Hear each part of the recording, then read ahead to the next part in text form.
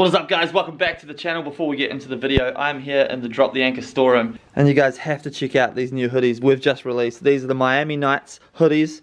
They're freaking sick, pink and blue colorway. You can't go wrong with that, they pop. Just a quick reminder that you guys can get 15% off everything on Drop the Anchor website using the code MikeLakeGang. It helps support the channel and it helps support the brand, which is rad. It's all Australian made. This stuff is freaking sick, so go ahead, jump on droptheanchorclothing.com.au, grab yourself some gear, support the channel. Yeah, let's get into the video. So I did plan on filming a drifting video in the E36. We took it to Quarter Park Raceway on Friday night, which was like 2 nights ago because it's Sunday now. And we took the car drifting, but the event got pretty much canned because we did like 2 laps and then it just rained, and it rained not a little bit, like everything flooded, which was crazy. Luckily the E36 didn't really take much damage throughout the event. I think we did like 6 laps. One of them was a wet lap. As you can see, the front bumper's off. She's definitely very dirty. Rear bumper's off. That actually happened when we were on track getting a dry lap. Someone spilt coolant on the track. We hit that coolant and we literally just grazed the tyre wall, as you can see. It kept going, didn't affect our line or anything, but it did smash this tail light, ripped the rear wing off, ripped the rear bumper off. But luckily, our awesome quarter panels worked exactly as they're supposed to. So these things just flex. So this just kind of bent and popped out. This thing flexed. I literally pulled it back in, chucked that back in, and the quarter's absolutely mint. So I'm freaking stoked about that. Shout out Woz for helping me build those quarters. So we didn't get any drift footage, which is unfortunate. I was doing Ride with the Pro. I really wanted to do some passenger reaction laps because the reactions from the passengers is always hilarious, if I'm honest. But unfortunately, we didn't get that because we don't really get many laps in. So today what we're doing is we're getting the E36 ready for round 2 of the vicdrift championship. Now that is in 2 weeks, right? But I go away on a holiday on Wednesday with Tara. We booked a holiday ages ago, and it just so happens that holiday fell over round 2 of the vicdrift championship. But because we won round 1 of the vicdrift championship, I went ahead, got Tara's permission. She's awesome, she's very, very cool. I changed the flights so that we get back on the Friday night at like 10 PM, and then the next day 6 AM we'll be up heading to Quarter Park and drifting for round 2. The E36 is performing fantastically, loves life, so really there's not much we need to do. Unfortunately, when we were trying to get it on the trailer, we did it on the grass. That's why this thing's so dirty. It was real slippery.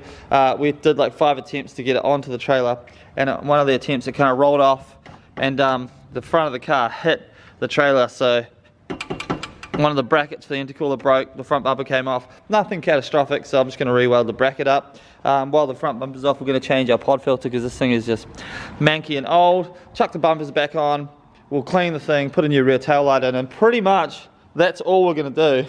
And the car is ready for round 2. Then I'll chuck it on the trailer, back it here into the shop, and then I'll literally back up on the morning of round 2, attach the trailer and drive to the event. So for once in our lives, we're going to be prepared ahead of time, which feels very unusual if I'm honest. Luckily the E36 has just been hammering. 240 kilowatts, 8 psi of boost, or 9 psi, whatever it's running, and this thing just absolutely loves life. So shout out to Dr. Drift for the tune and this engine for just consistently going. This is the engine with the helicoil inserts into the head, ARP studs, cut ring head gasket, stock motor, still thrashing and loving life, so that's rad. So yeah, we're going to be doing a couple of things today. So we're going to get that done now, and then I'll give you guys a quick update on the other cars on the channel, as well as the new car that is coming to the channel. So lots going on.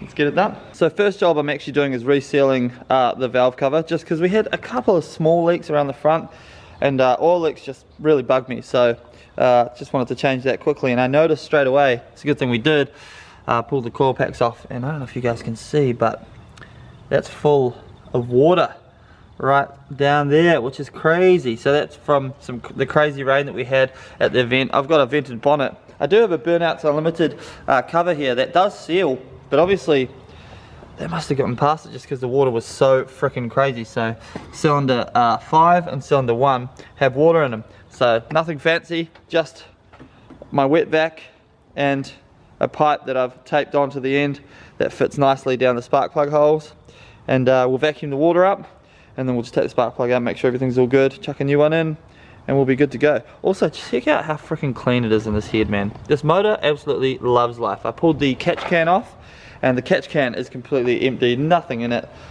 no blow by whatsoever in this motor. So she's really really crisp and absolutely ripped. But yeah, got to get rid of that water out of that cylinder. So we'll do that, seal up the valve cover, and then we'll go ahead and smash out the next job.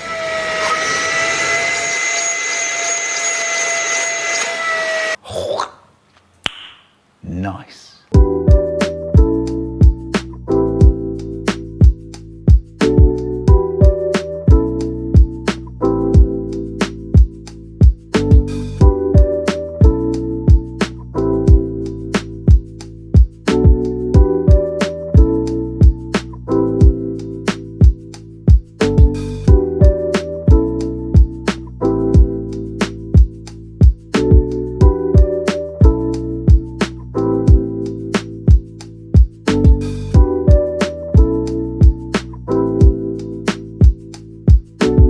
Okie dokie, as you can see, the sun is going down. The sunset's actually quite beautiful at the moment.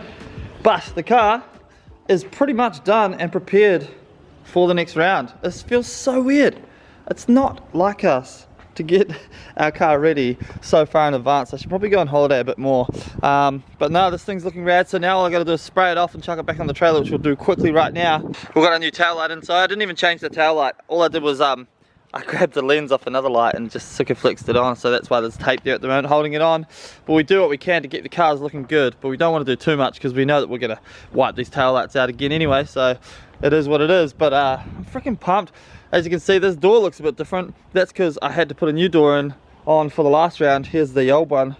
It was smashed in, and my sticker guy couldn't get me stickers done in time, so, and I didn't have any purple wrap, as you can see, so instead I've reversed it, wrapped it green. I still think it looks pretty rad, and then I literally pulled the stickers off the other door with the heat gun. That's why you can see there's like tears in the stickers, because that's where the door kind of got smashed in. So I just used a heat gun, pulled them off, and chucked them on the new door, because I like to keep my stuff looking as good as possible, as much as I can. You know, you got to represent. But this thing is looking and running fantastically, so no issues whatsoever. Actually, just one little issue. The power steering pump seems to be on its way out, but I've got a new one coming to the track for round 2. I did drive, like I said, I did a couple of laps. It came good, so what happens is basically I have no power steering below like 1500 RPM, and then if I rev it, it kind of picks up. I flushed it out with new fluid, and then as soon as I started driving, it kind of came alright again, and it kind of seems to be slightly intermittent, so who knows. But last thing you want is power steering cutting out, because that's when you kind of hit walls and stuff like that. But no, all good. So I'll give this thing a quick spray down, and then I'll give you guys a quick update on the other cars on the channel. You.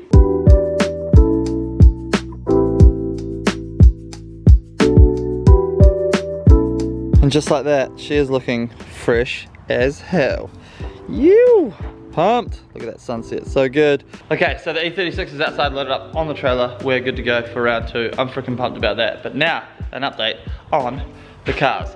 So we'll start off with the Fivo. I know you guys have been sorely missing that car on the channel. It's very popular, and I've been pumped on everyone being pumped on that car. So as I told you guys in a previous video, a friend of mine has been borrowing it while his E30 got fixed. His E30 was supposed to take a couple of weeks. It's actually taken like 4 months. I made the call and said to him, hey, I need the car back, and I've already started ordering parts for that car as I want to keep modifying it.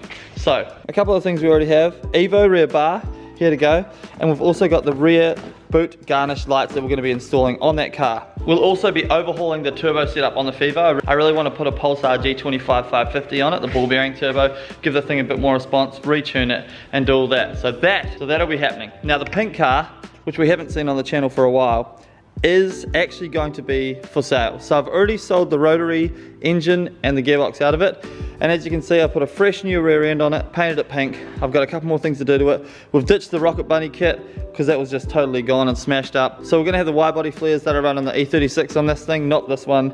We've got new ones coming. I'll paint them pink. They're gonna go on, and this rolling shell is gonna be sold. All someone's gonna have to do is chuck an engine in that thing. It's good to go for a BMW 6-cylinder motor, so if they decide to chuck that in, literally they'll just smash laps all day long. The reason that I'm getting rid of that thing is because it was cool, but I don't really need it. I kind of had it as a backup car to have fun in, but to be honest, the E36 is so dialed now, and it doesn't really use many tires. to the point where I can use that at a Matsuri, at a fun event.